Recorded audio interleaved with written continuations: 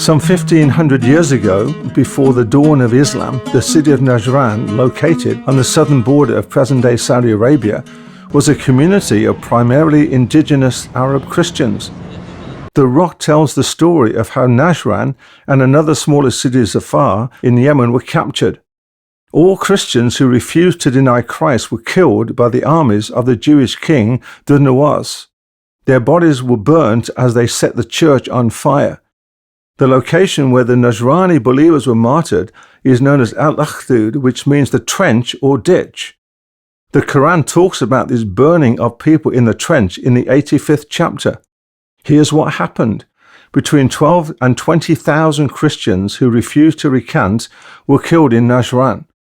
11,000 prisoners were taken, and 290,000 animals were taken as booty, the prize of war.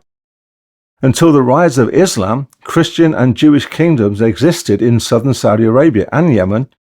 Stories are told of bloody wars between them. With the rising forces of Islam, Muhammad wrote a covenant letter to the Arab Christians of Najran. He promised to protect the Christians, their churches, chapels, and monasteries worldwide. There is amazing Christian history in Najran. Today you cannot find any churches in Najran. Many of the people living here are Ismaili, a relatively small sect of Shia Muslims. Just like Christians, Shia Muslims are not treated well by the Sunni majority, and they identify with the persecution of the Christians of the Trench. Other Najranis, such as from the Beni Harath tribe, can still be found who proudly claim that the Christian martyrs were their ancestors. The Shia of Najran would probably identify themselves more with the Shia Muslims of Yemen. This link to Yemen would have gone back as old as the incense route that brought frankincense and myrrh north from southern Yemen and Oman. The conflict between Saudi Arabia and Yemen, a conflict between Sunni and Shia Islam, continues to make Najran a hotspot for military conflict.